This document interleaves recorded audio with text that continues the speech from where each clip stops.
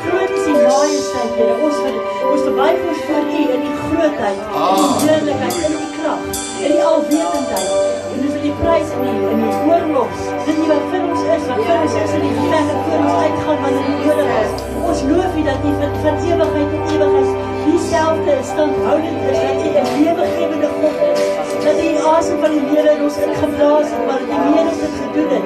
U het die allerbeste van die hemel gegee, om vir ons te kom lewe moontlik maak, sodat ons lewens kon neerlê en verruil vir dit wat Christus vir ons kon bring het. Ons eer U vir Jesus Christus, dat U ons regeer, wat in ons is, wat oor ons is, wat vir ons intree en wat alles stand hou in sy krag en in sy heerlikheid en in sy majesteit. Ons wy onsself aan hierdie oggend en ons vra, Here, dat ons soos dat ons van aangesig tot aangesig voor U staan, dat ons getransformeer word van heerlikheid tot heerlikheid deur die Gees van die Here. Ons loof U, want U is die een wat by magte is om dit te doen. Uit onsself kan ons nie wees wat U wil hê ons moet wees nie. Want U is ons toebedeel met krag uit die hoogte. En U is die een wat besig is om dag vir dag in ons harte en in ons lewens te werk. Dankie vir vrymaking in Christus Jesus. U is ons bevryder, U is ons redder, U is ons verlosser. Maar meer as dit, U is ons koning van ewigheid tot ewigheid. En laat U heerlikheid, laat U koninkryk kom in ons harte en lewens. Kom manifesteer U Gees, U hart, U woord vanmôre vir ons in ons harte. Kom maak dit lewend in ons, Here. Ons eer U daarvoor. We praise You, we worship You, we adore You. There is none like You, none like You. Dankie. So man, ek is net lus om te prys vanmôre. Halleluja. Geen mens verdien enige prys nie, maar Jesus verdien al die prys. As U wil sit, kan U sit. As U wil bly staan, kan U bly staan. Die blydskap in die Here, dit beskut ons en dit bevry ons. Man, as jy depressief voel, of jy het ingestap depressief, ek het al gesien, as ek so down is, dan gaan ek buitentoe. Of ek gaan klim in die kar, of ek sit in die garage. En weet wat doen ek? Dan prys ek myself uit my depressie uit. Het jy al dit ervaar? Begin net om God te prys. En jy sal voel, daai las lig. Halleluja. Dis wat ek vanmôre ervaar. Iemand se las lig. Soos wat jy hom prys vanmôre. Amen. Nou wat wil julle nog sing? Wat wil julle maak? Wat wil jy maak? Mike, wat wil jy maak? Nee. Halleluja. Halleluja, halleluja. Halleluja, halleluja. Werk nou liggie, werk nou liggie.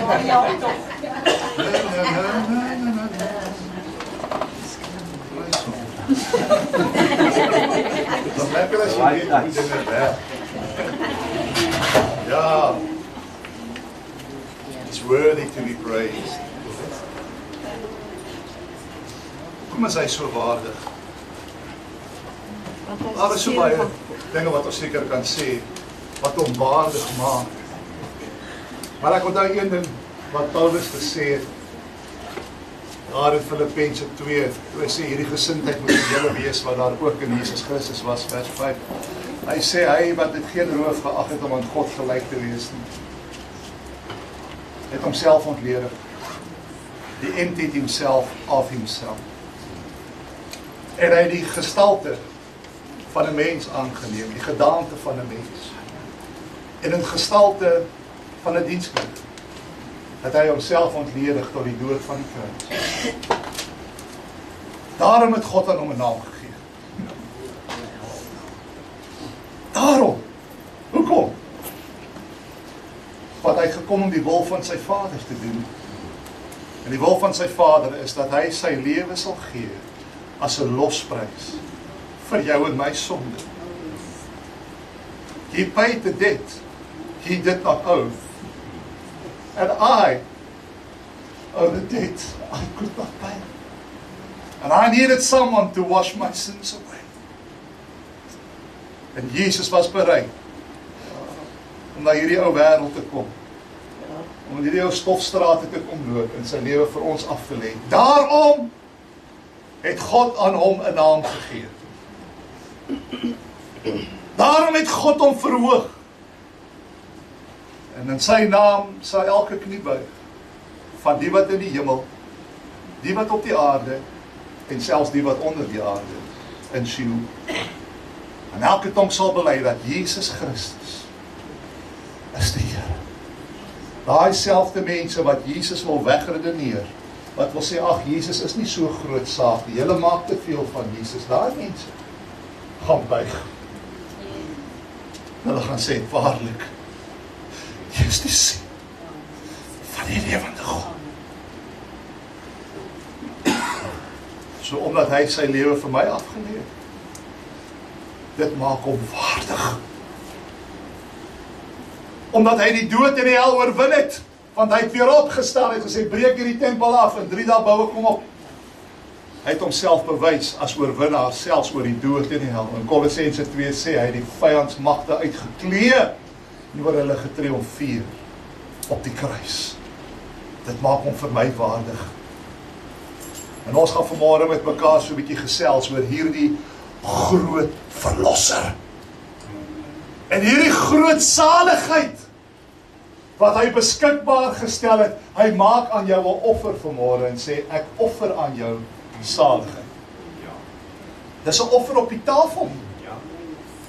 Maar dis ons as mens wat daai offer moet aanvaar. En daar is nog soveel daar buite wat nog nie die offer aanvaar het. Maar kan ek sien, het ons iemand hier vanmôre wat sê, I saw the offer on the table and I accept it.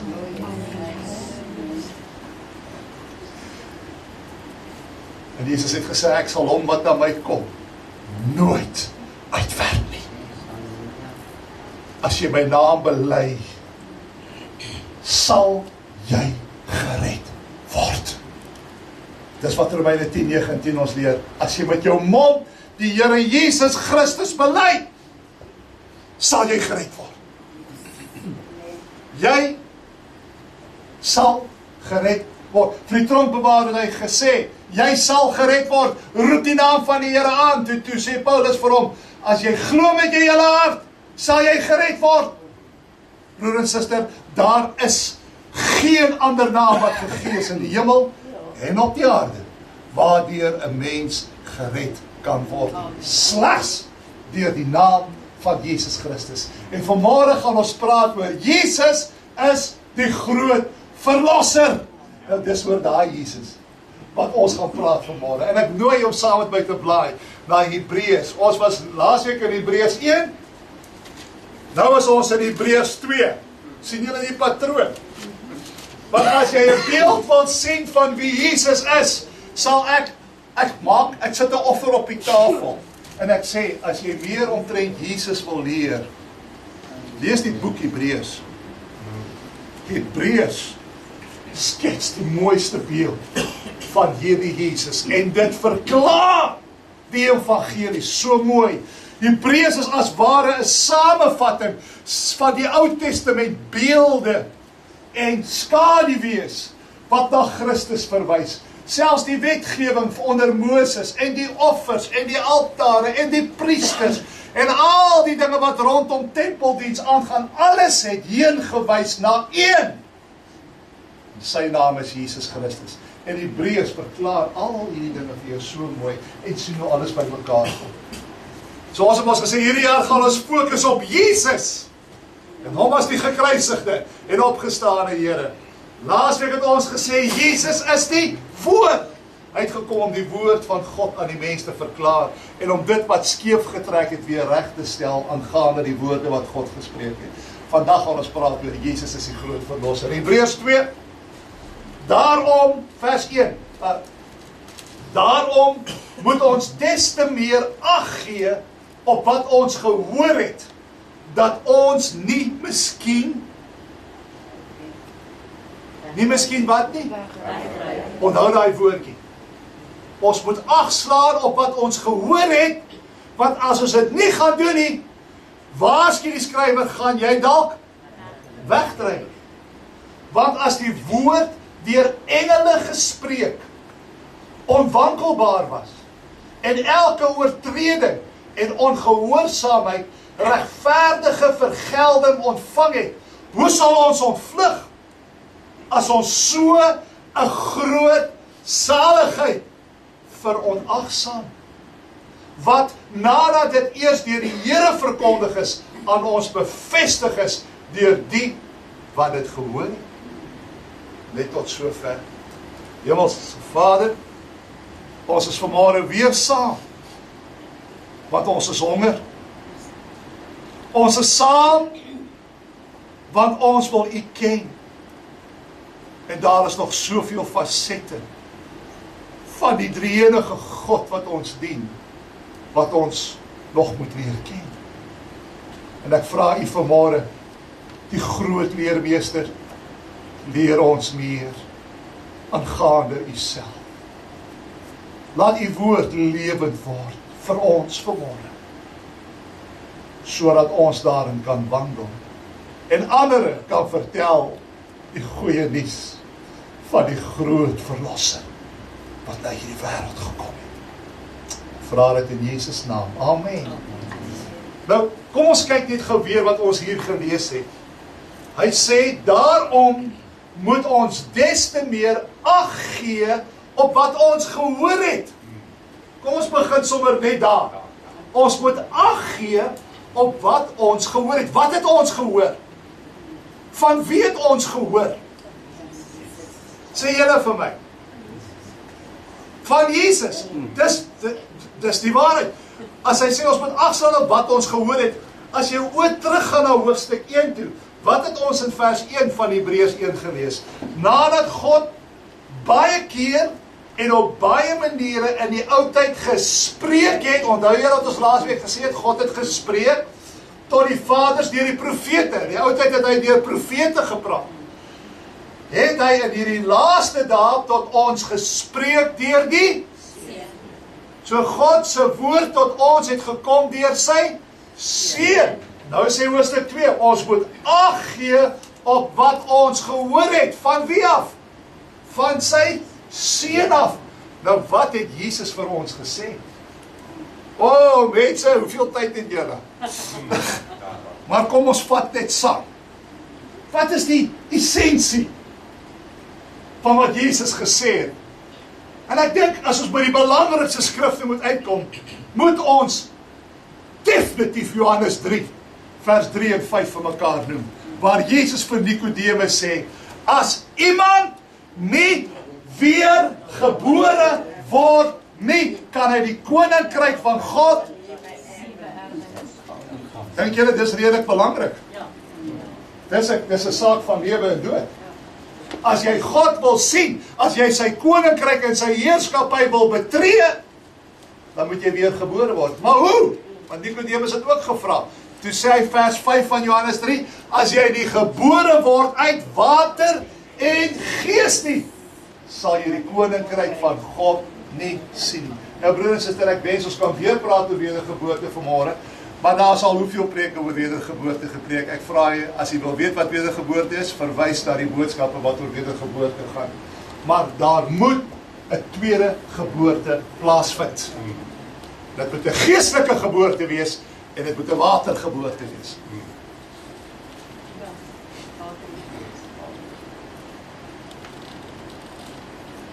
So dis baie belangrik. Ek gaan nie sê wat dit is, want julle kan my na die tyd kom vra, dan kan ons lekker chat. Alright. Goed, so Jesus het dit gesê. Wat het Jesus nog gesê? Wat baie belangrik is. Hy het gesê in Johannes 14 vers 6, ek is die weg, die waarheid en die lewe. Niemand. Nie eens die Indiërs nie. Nie eens die Boeddhiste nie.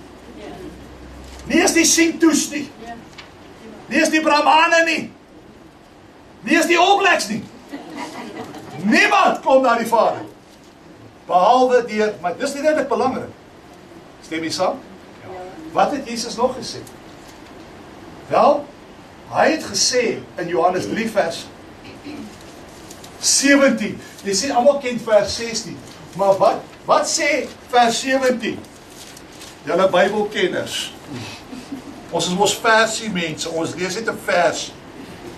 Vers 17 sê, Jesus, ek het nie na die wêreld gekom om die wêreld te veroordeel nie, maar sodat die wêreld deur my gered kan word.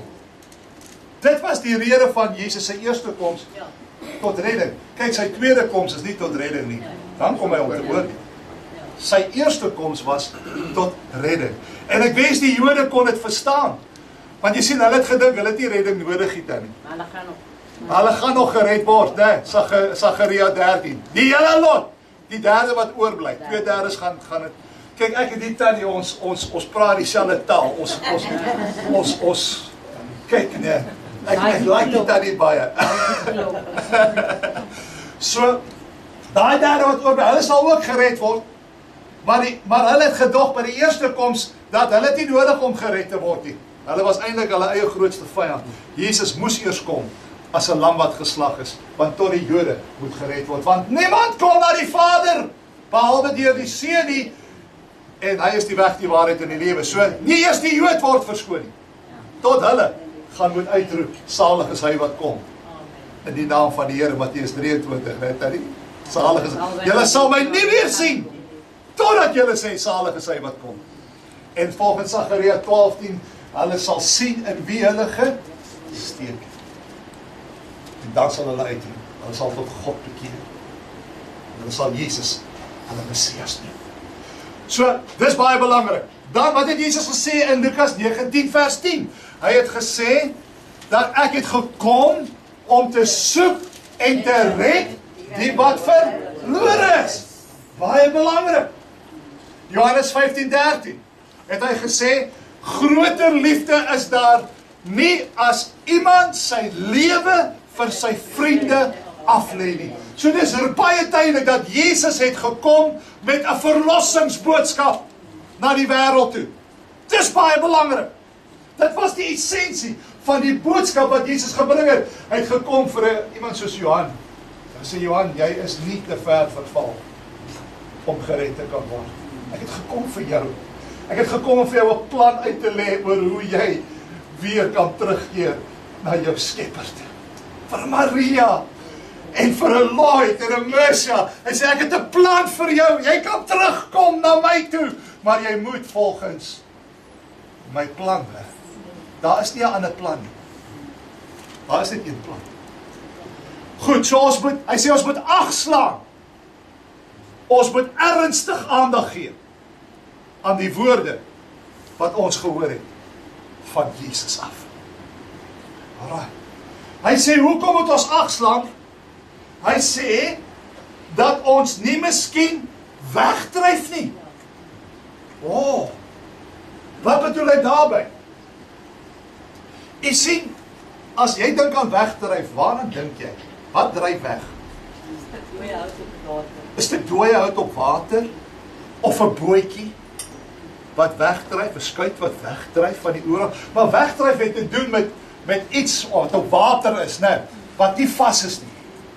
En hierdie wegdrywe waarvan hy hier praat, laat die klem daarop val dat wegdryf is as ware 'n stadige proses.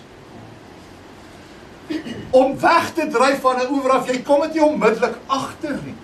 Nou, jy's mos nou besig hier met jou goedjies op die boot, en jy dink alles is wel, of jy swem lekker in die see, met jou surfboard, en jy kom hier agter, maar hoor jy so, jy's besig om al dieper en dieper in die see te gaan, want dit gebeur stadig. En jy's besig en jy kom dit nie agter nie, so dis onopsigtelik.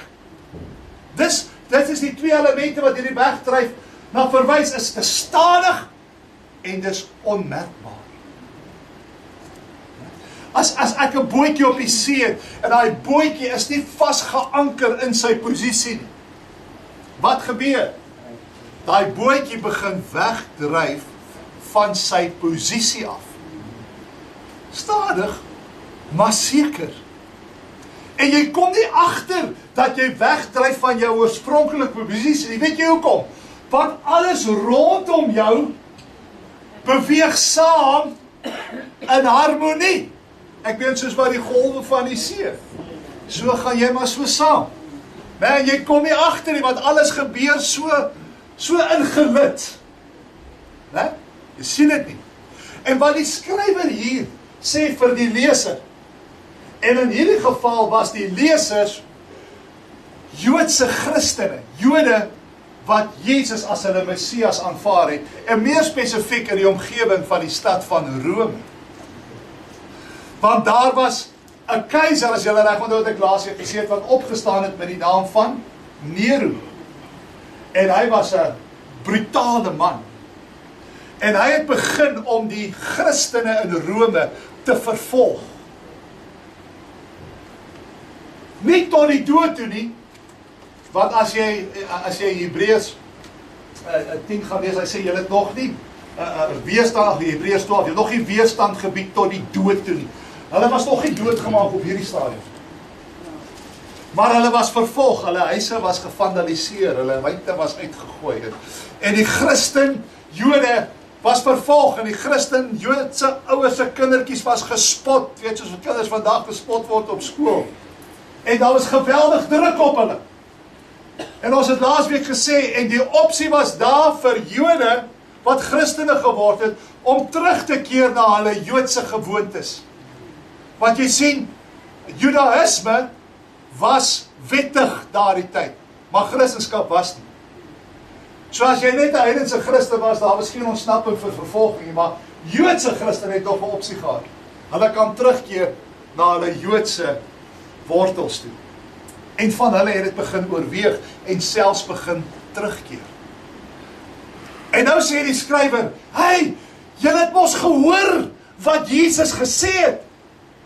Slaan ag daarop, bly by dit, anker julle in dit, sodat julle nie miskien wegdrywe van die waarheid wat gespreek was in Christus nie. Julle wil nou terugkeer na ou gewoontes, na tradisies, na skaduwees. Don't do that. En jy sien, hierdie Joodse gelowiges het begin wegdryf van die waarheid wat gespreek was aangaande Christus. En liewe vriende, ons kan nou terugkyk en sê, hoe kan hulle nou so iets doen? Kom ek sê vir u, dit is net so waar vandag dat mense wegdrywe van die waarheid aangaande Jesus Christus. Paulus sê vir die Galasiërs, julle het goed begin, man. Hy sê, julle het in die gees begin. Hoe eindig julle dan nou weer terug in die vlees? Julle dryf weer weg terug na julle ou lewe. En julle kom het nie eens agter nie. Jy sien, hierdie mense het het nie eens agter gekom nie. Hierdie Joodse gelowiges, want hulle het allerhande verskonings gehad. Hulle het gesê, man, ons gaan terug na die sinagoge, ons gaan nog steeds Jesus in ons harte dien. Jy weet, die Jode aanbid op ons God. Jy weet so, dit is toch nie so erg nie. Maar ek het julle laasweek gesê, as jy terug gaan na die sinagoge toe in daai tyd, die eerste ding wat jy moet doen is, jy moet Jesus afsweer. Jy moet Jesus ontken. Nou, hoe doen jy dit? Dis is om te sê, ek ontken Jesus, hou jy niks agter jou rug. Dit werk nie so in Christendom nie. As jy jou skaam, wat het Jesus gesê, as jy jou skaam vir my voor die mense, sal ek jou skaam voor my Vader wat in die hemel is. Sal ek? Ja, ek wil net hoor of julle weet hoe die vers is. Wil jy my reg gee? Julle ken mos daai vers. Dit is Matteus 12. Dit is Matteus 12. Johannes. Nee, maar dit is definitief Matteus. Matteus 10, vers 25 dink ek. Gaan kyk wat daar rond. Alright. Okay. So luister. Hierdie Joodse gelowiges het begin wegdryf van gaande die waarheid van Christus, want hulle wil terugkeer na hulle ou gewoontes, terwyl Jesus gesê het, daar is geen ander weg behalwe myself waardeur jy gered kan word nie. Ek alleen is die weg. Okay? Maar hier kom hulle en hulle begin kompromieer. Kompromie is 'n lelike ding. Ons komprimeer ook maar so in die lewe vandag. Ons wil kyk hoe ons twee wêrelde in een kan, dit kan gaanbaar maak. Maar wat het die Here gesê? Jy kan nie twee Here dien nie. Jy kan nie God en Mammon dien nie, want jy sal of die een haat en die ander lief hê, of die een verag en die ander een aanhang. Daar is 'n keuse, daar is 'n duidelike lyn. Jy kan nie twee wêrelde dien nie. En hulle het begin om te komprimeer, en hulle het nie agtergekom dat hulle begin wegdryf nie. Weet jy hoekom? Want daar is soveel rondom hulle wat dieselfde prosesse deurgaan. Jy weet, jy raak mos maar soos die met wie jy jouself omring. Is dit nie so nie? Jy begin praat soos die mense rondom jou. Jy begin dink soos, want jy praat nou met mekaar, jy redeneer met mekaar. Jy weet, en dan sê jy, ja, nee, ek stem saam met jou. Jy weet, dit is heeltemal oukei so. En dan raak jy soos die een rondom jou. Ek weet, julle wat getroud is, jy weet, jy ryk later soos jou man, jy praat soos hy, jy praat soos jou vrou, julle ryk al soos die ander een, julle begin al mekaar se sinne klaarmaak, né? Begin dieselfde kosse te eet. Jy weet, hou van dieselfde uithangplekke. Jy weet, jy raak mos soos mekaar. Dis wat hier gebeur. En dan kom dit nie agter nie, want almal rondom ons doen dit. Maar nou is hulle besig om stadig weg te dryf van die waarheid aangaande Christus. Hulle dryf as ware terug na Judaïsme toe, in steede daarvan dat hulle vasgeanker bly in Jesus Christus. En hulle soek die antwoord vir verlossing in die ou gewoontes van die tempeldiens en Joodse gebruike, in steede daarvan dat hulle die verlossing soek in God se finale openbaring wat hy aan die wêreld gebied het in sy seun Jesus Christus. Dis wat hier gebeur. Kyk, hy sê dat ons nie miskien wegdryf nie, want as die woord deur engele gespreek onwankelbaar was, wie's die engele? Mense dink dat hierdie engele verwys na die bonatuurlike wesens by die vlerke. Jy weet wat so verskyn en dan verdwyn, weet God se boodskap is. Maar dis nie waarna hierdie engele verwys nie. Hierdie engele verwys na jou boodskapdraers wat God gebruik het deur die Ou Testament. As die woord wat deur engele gespreek was onwankelbaar was. Jy sien mense, daar was gereeld in die woord van God na mense wat God se boodskap oordra aan sy volk, na verwys as engele. Natuurlik is daar ook bonatuurlike wesens wat as engele bekend staan. God se boodskap is, ek weet Hebreërs 1 praat van engele as jy gaan lees daar. Maar in hierdie geval verwys dit na God se boodskap is, meer spesifiek die Ou Testament profete. En ons sien in die Nuwe Testament word ook na boodskappers verwys as engele. As jy gaan lees Openbaring 2 en 3, die briewe wat geskryf was aan die 7 gemeentes in Klein-Asië, Efese en Smyrna en Pergamus en Thyatira, Sardis, Laodicea en Philadelphia, dan sê die Here, skryf aan die engel van die gemeente van Laodicea, skryf aan die engel. Dink julle dat dit praat van hemelse wesens? Van wanneer af praat God met engele via 'n brief? Engel, ek stuur gou vir jou 'n e-pos. Gaan vir my daarna reg op straat toe. Nee, dit was eintlik die leiers van die gemeentes van daardie plek. Maar dit word daar verwys as engele. Alright? So hierdie engele verwys na die Ou Testament profete. En dan sê as die woord van engele, met ander woorde die Ou Testament profete, onwankelbaar was en elke oortreding en ongehoorsaamheid regverdige vergelding ontvang het. Met ander woorde, hy sê, luister, die woorde wat deur die profete gespreek was vas. Dit was waarheid. Dit was onwankelbaar. En as jy dit oortree, is daar vergelding. Maar kyk gou, kyk na die woordjie vers 3, hy sê, hoe sal ons ontvlug as ons so groot saligheid verontagsaam het? Met ander woorde, hy trek van kontras.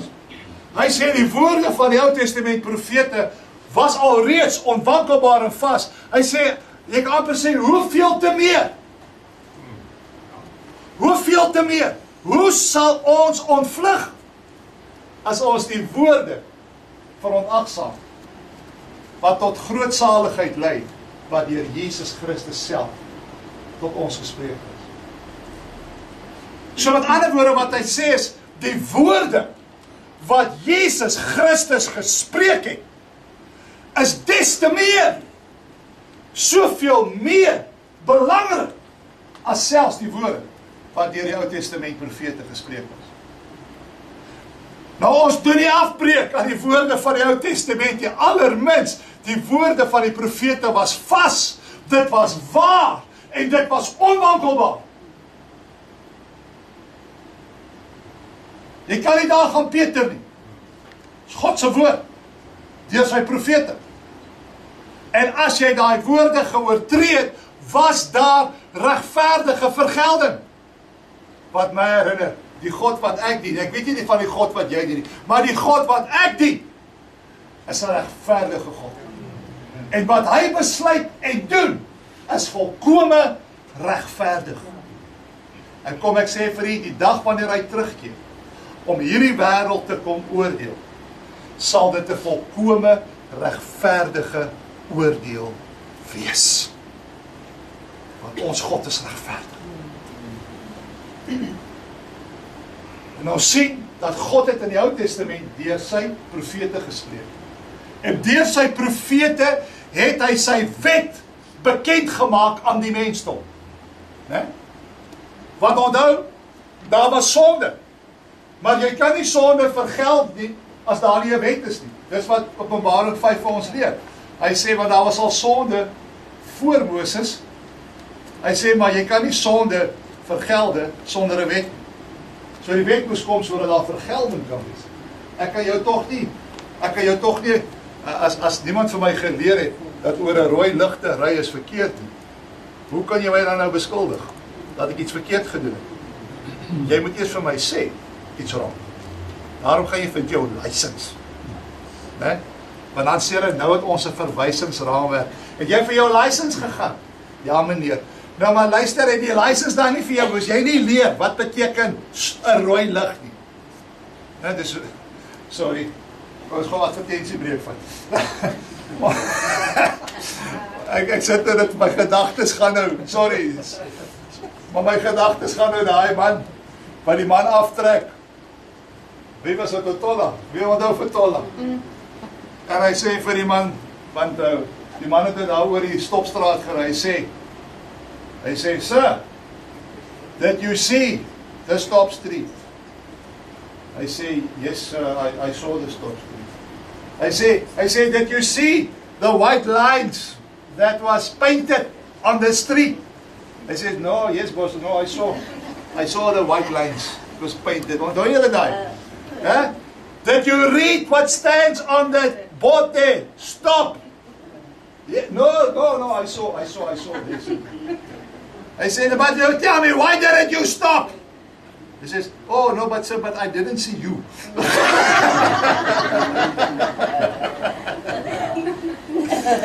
Ja, sorry, advertentiebreek, daar is hy.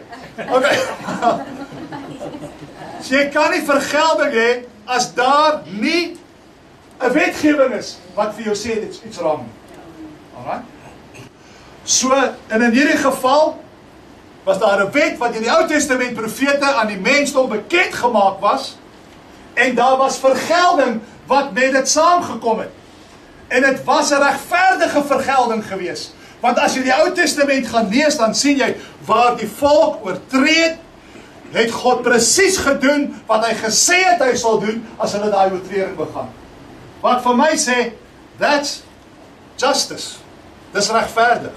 As jy vir my sê, as jy dit doen, gaan dit gebeur, en dit gebeur so, dan kan ek mos nie sê, is unfair nie. Dis regverdige vergelding. Toe God vir Israel sê, deur Moses, in Deuteronomium 28 vers 49 en 50, dat as julle hierdie wet oortree, dan sal ek julle uit julle land uitsit. Wat het gebeur?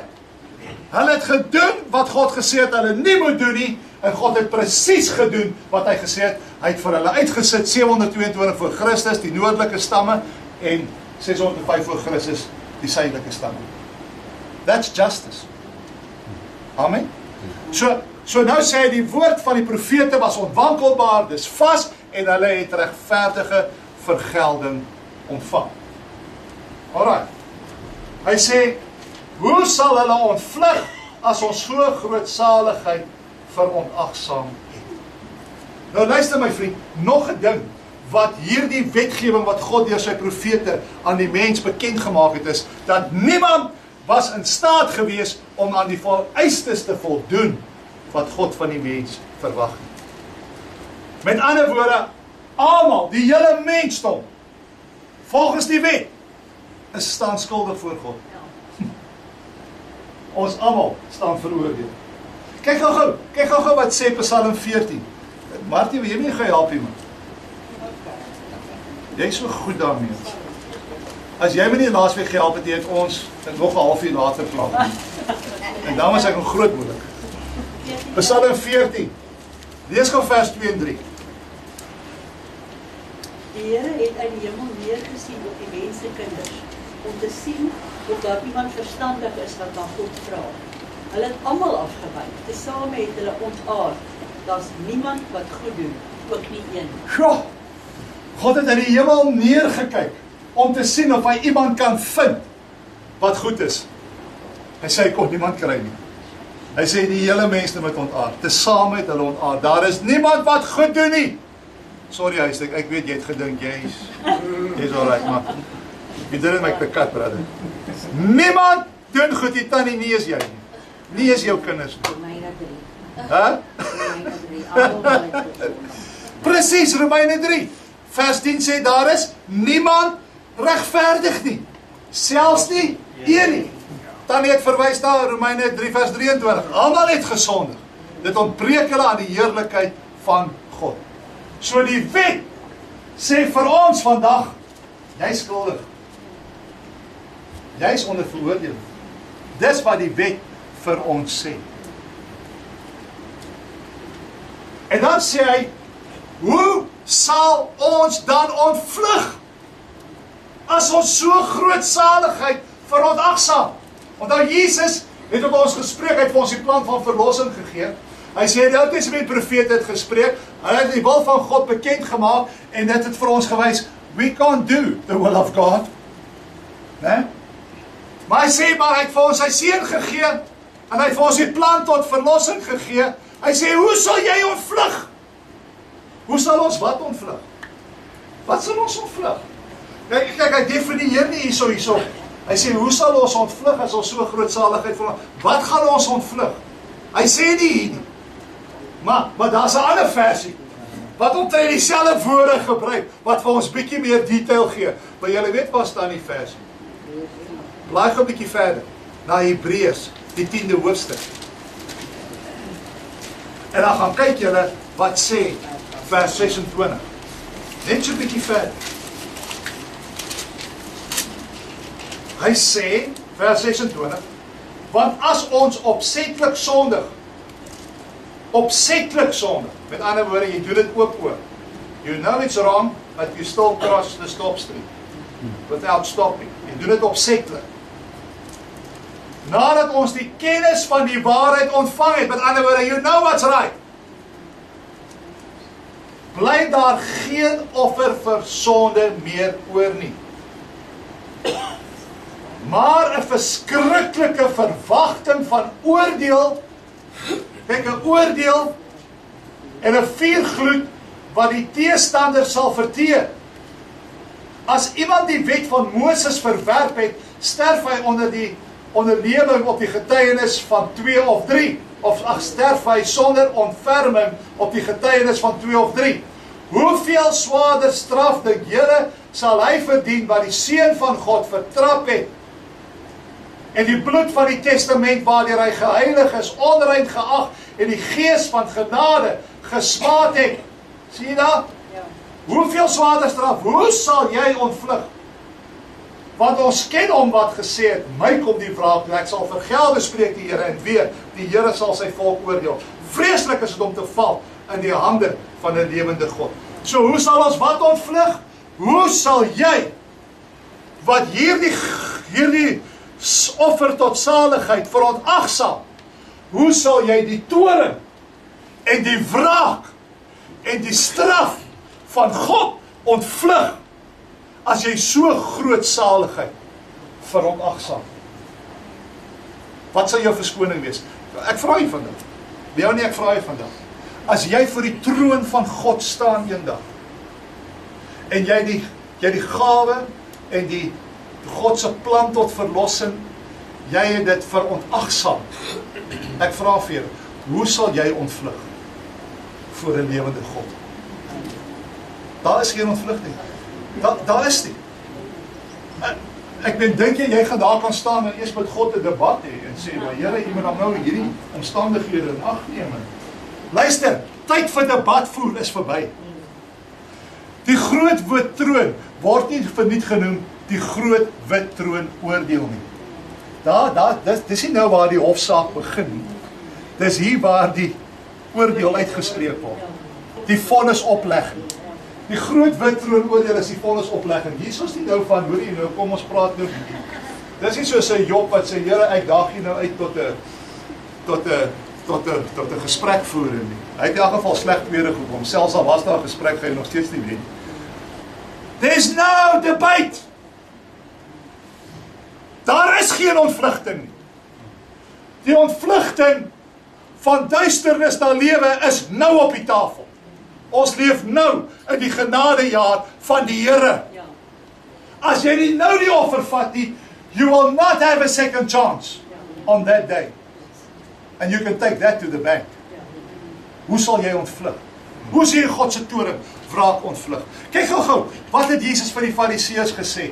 In Matteus 23, hy sê, julle is 'n klomp slange, man. Julle is 'n klomp adders. En dan sê hy, hoe sal ag man, kom ons lees dit voordat ek nou hier woorde opmaak. Matteus 23. Vers 3. Mattie, jy kan so lank blaai, ek sal hier lees, dan blaai, jy gaan Romeine 2. Romeine 2. Back to the Bible. Blaai jy na Romeine 2. Ek lees so lank Matteus 23. Hy sê, slange, ander geslag, hoe sal julle die oordeel van die hel ontvlug? Sien, God se oordeel het te maak met 'n plek wat genoem word hel. Gehenna. Matthew 23:33. Mense sê, daar is iets soos hel nie. Dis net baie interessant. Want Jesus, die een wat vir ons die woorde van lewe gebring het, is juist die een wat vir ons sê, daar is 'n hel. En dit is nie net een of ander geestelike toestand nie, hey. Dis 'n plek wat brand met swaal en vuur. Jy gaan bewus wees, want daar gaan pyn wees, en pyn sê vir my, daar's 'n bewustheid. Jesus het gepraat, kyk gou hierso, baie daar, Matteus 25. Kyk hierso, Jesus sê, werk, vers 30, werk die nuttelose diensknegt uit in die buitenste duisternis, daar sal geween wees en gekras van tande.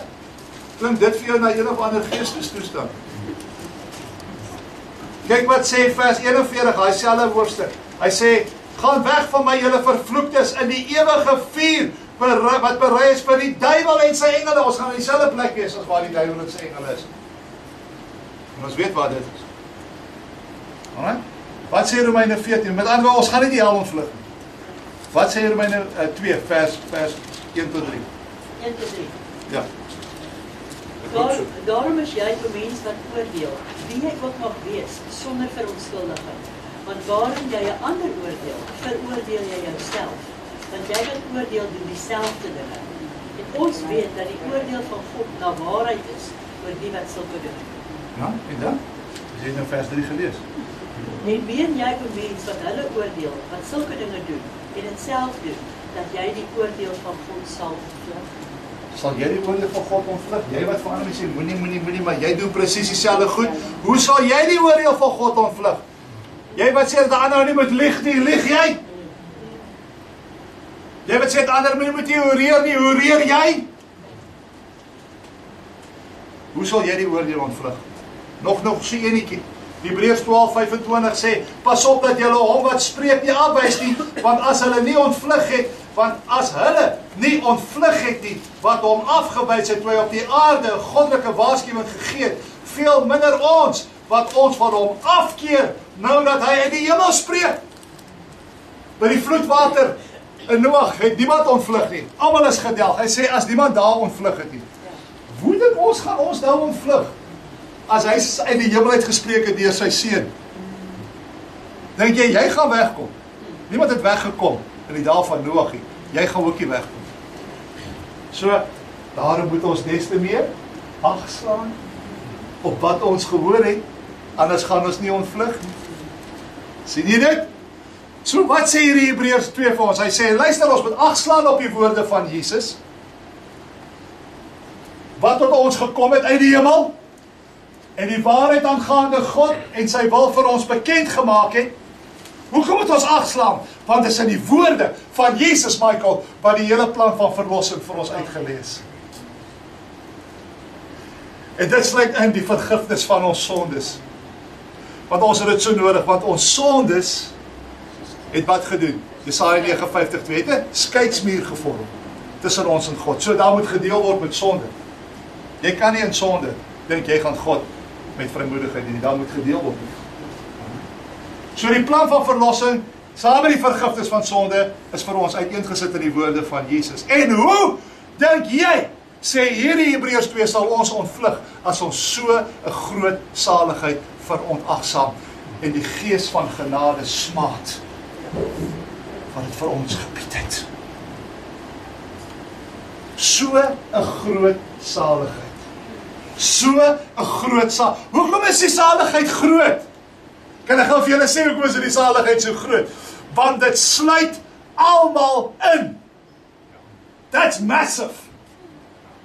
So lief het God die wêreld gehad, dat hy sy seun gegee het, sodat elke een, it's very inclusive. Red and yellow, black and white, all are precious in his sight. Jesus loves the little children of the world. Almal is ingesluit. Dit sluit almal in, want in skrif soos 1 Johannes 2 vers 2 sê dat Jesus het gesterf vir die sonde van die wêreld. Wat sê Openbaring 22:17? Hy sê, en die Gees en die Bruid sê, kom, hy sê, laat almal wat dors het, kom. En laat hom wat wil, sê, kom. Die water van die lewe neem, verniet. Almal. Dis 'n groot saligheid, want dis vir almal beskikbaar.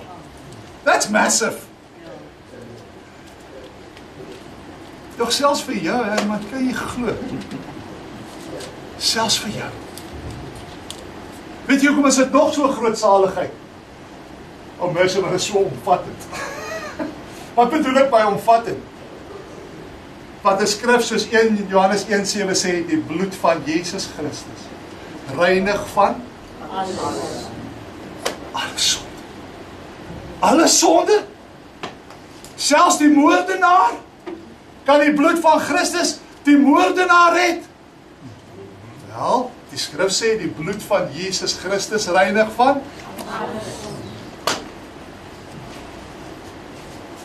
alles sonde.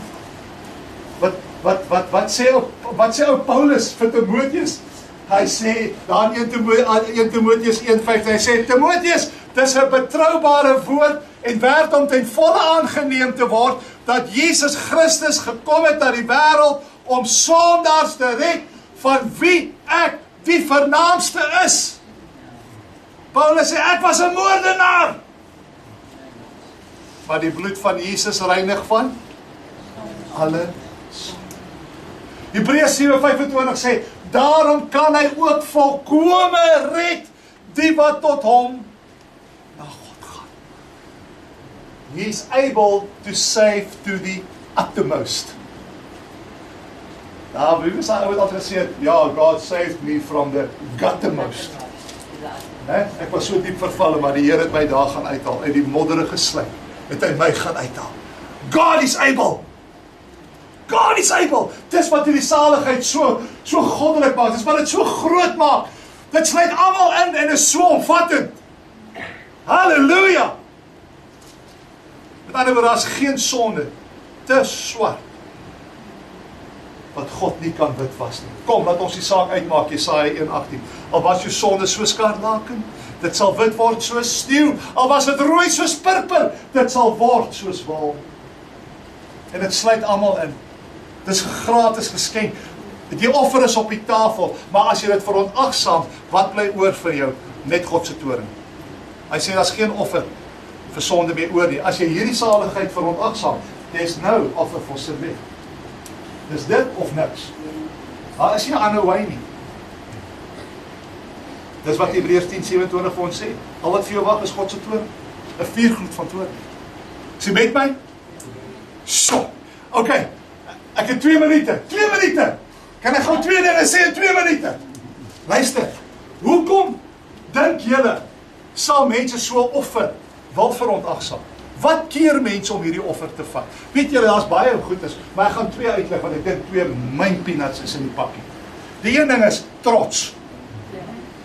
Mense is trots. Hulle dink dat ons het nie nodig om gered te word. Mense besef nie hoe sleg hulle is nie. Hulle besef nie hoe hulpeloos hulle is nie. Sien, mense wil graag dink ek is 'n goeie ouetjie. Né? Ek is goed. Wie kom dink mense hulle is goed? Want hulle vergelyk hulle self met ander mense. Ja. En sê ek is al nie so sleg soos die my buurman nie. Ek het gehoor jy aangevang. Ek is al nie so sleg soos my res van my familie nie. Ek ken nie my familie nie. Ja, ek is 'n goeie ou. Ek doen gemeenskapswerk. Ek doen hulpverlening. Ek gee so nou en dan 'n geldjie vir ander mense as ek sien hulle is honger. Ek is 'n goeie mens. Luister, dis omdat jy die verkeerde goed vergelyk. God het nooit gesê vergelyk met ander mense nie. Gaan vergelyk jouself met God. Dan sien jy hoe sleg jy is. Dis ons standaard. Die oomblik toe Jesaja vir God sien in Jesaja 6, toe hy openbaring van God sien, toe sê hy, weer my, ek is verlore. Ek is 'n man onrein van lippe. Né? Jesaja self, toe hy God sien, toe sien hy homself, toe weet hy, I'm lost. Miskien moet jy weer jouself sien in die spieël van God se woord. En dan besef jy kan nie sonder God nie. Maar dis die een rede. Trots. Jy dink ek het nie nodig om gehelp te word nie. Ek het nie nodig om te sê ek is jammer nie. Wanneer laas het jy gesê jy's jammer?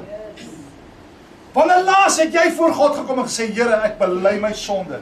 Ek is jammer vir wat ek gedoen het. Asseblief, Here, ek beroep my op die woord wat gesê het, sê, my sonde bely, U is getrou en regverdig om met die sonde. Ek bely, ek is skuldig, Here, want ons is te trots om te sê, we need salvation, we need forgiveness. Jy kan vir 'n drankverslaafde sê, hy's 'n drankverslaafde. Dan sê hy, man, ek is geen drankverslaafde. Ek kan môre ophou as ek wil ophou. En dan sê hy van môre maar ophou. Nee, maar môre, ek het gesê môre. Maar gister was môre. Hulle sal nooit herken nie. Tot die dag wat hy dood is. En dan is dit te laat. Pride. Dis trots wat maak dat jy nie kan herken. Jy het hulp nodig en dat jy moet nodig om te sê, ek is jammer. Die tweede, want die mens, hulle wil nie na die lig toe kom nie, want die mens het die duisternis liewer gehad as die lig. Johannes 3 vers 19. Jy sien mense weet, as jy na God toe kom, as jy jou keer tot God, dan vereis dit 'n verandering van lewenstyl. En mense wil nie hulle lewenstyl verander nie. Want ons het die duisternis liewer as die lig, Johannes 3:19. Ons wil nie verander nie. En tog sê skrif soos 1 Tessalonisense 4 vers 7, dat God het ons nie tot onreinheid geroep nie, maar tot heiligmaking. 1 Petrus 1 vers 15-16, wees heilig, want ek is heilig. Hebreërs 12:14, jag die vrede daar met almal en die heiligmaking, waarsonder niemand God sal sien nie. Mense wil dit nie hoor nie. Hulle soek die benefits van Christendom, maar hulle wil nie die prys betaal nie. En dit is 'n veranderde lewenstyl. Met ander woorde, mense wil voortgaan om te leef soos wat hulle leef. Ek soek Jesus, maar hy moet nie deel van my lewe is. He must be a far of thought. En as ek onnodig het, dan moet hy beskikbaar wees as ek tot hom roep. Dis basies die rol wat Jesus in soveel mense se lewens speel. So, hulle wil nie verander nie. Hulle wil voortgaan soos wat hulle leef en hulle wil ook nie skuldig voel nie. Hulle wil nie voorgeskryf word hoe om te leef nie. So, Here, moenie vir my sê hoe ek moet leef nie. En nommer 2, ek wil ook nie skuldig voel oor my besluit wat ek neem oor hoe ek leef nie. Dis nou waar ons sit vandag met Jesaja 5 vers 20 wat sê, ons is nou in die dae waar die mense dit wat goed is, sleg noem en dit wat sleg is goed. Jy sien wat ons wil met die skuldgevoel deel. Ek wil nie sleg voel nie, so kom ons redeneer, is hierdie ding nou goed of nie? Nou is dit wat goed is nou al sleg en dit wat sleg is goed. Dit wat soet is bitter en dit wat bitter is soet. Dit wat lig is duisternis en dit wat duisternis is lig. Want mense wil nie verander nie. Hulle die duisternis liewer as die lig. So daar's 2 groot redes hoekom mense nie die saligheid. Maar ek vra vir jou, jy wat nou hoor vanoggend, hoe sal jy ontvlug? Hoe sal jy ontvlug? Dis wat die Hebreërskrywer sê. In Hebreë 6, hy sê jy kan wegdrywe. Jy het dalk in die gees begin, maar jy het so met die tyd, dan dryf jy weg. Jy kom dit eers agter nie, want almal praat dieselfde taal rondom jou. Dan dryf jy weg tot op 'n punt waar daar nie meer omkeer is nie. Dis wat Hebreë 6 sê. Jy wat die goeie gawe gesmaak het, jy wat die gees deelagtig was. Hy sê, daar is geen omkeer. Jy sal nie, gaan lees dit gerus op jou eie tyd, want my tyd is uit. Hebreë 6 vers 4 tot 6. Gaan lees dit. Dis waar baie mense gaan draai. So my vriende, ek is klaar. Maar ek wil vandag vir u sê, hierdie groot saligheid is so groot, want dit werk. Dit werk. Dit kan jou lewe verander. Dit verander jou. Dit reinig jou. Dit transformeer jou. Dit open jou geestelike oë. Dit gee vir jou 'n hoopvolle toekoms. En dit is beskikbaar vir elkeen wat deur geloof tot Christus gaan. Tot geloof tot God gaan deur Christus. Handelinge 4 vers 12. Of is op die tafel, my vriend. Hoekom wil jy dit verwerp? Dis verniet, maar glo my, dat het 'n baie duur prys gekos om dit verniet vir jou te offer, dat dit die lewe van die Seun van God gekos.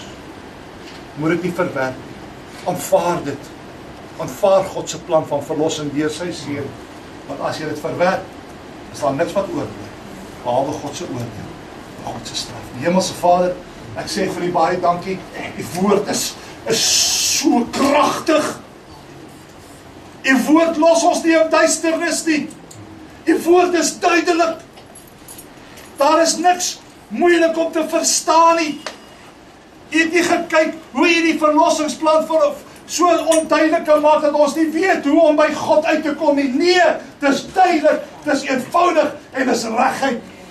Dis ons as mens wat dit gekompliseerd maak, want ons wil nie hoor dit wat u sê deur u woord nie. Ons wil dit gaan draai, want ons wil dit aanpas by ons gemaklike leefstyle. Maar die woord sê vandag, daar is net een verlosser, en sy naam is Jesus Christus. Die verlossing is in hom, en hoe sal ons die saligheid kan ontvlug, as ons hierdie saligheid verontagsaam? Here, ek kom en ek staan in die poort, vir elke hoorder, en vir elkeen wat dalk nog in die toekoms gaan hoor op die media. Ek vra, o God, dat u genade en die barmhartigheid groot sal wees. En dat u deur die Heilige Gees die harte van mense sal ruk. Want die woord van God het 'n manier om te skud en te ruk en te sny. Mag die woord van God die mens bring tot by 'n punt waar ons ophou redeneer. En ophou probeer onsself uit situasies uitpraat en die saligheid van ontagsaam, omdat ons dink ons weet beter. En mag ons kom tot die kennis van die waarheid en mag ons daaraan onderwerp, sodat elkeen wat hoorder is van die woord na u toe sal kom en Jesus Christus hulle verlosser sal maak. En die plan van verlossing sal volg, soos wat u dit vir ons in die woord uitgelei het. Ek bid dit in Jesus naam, en ek dank u nou al reeds in my hart, vir elke siel, wat tot inkeer sal kom, deur Jesus Christus, en hom as die gekruisigde. Eer u daarvoor in Jesus naam. Amen. Amen. Baie dankie.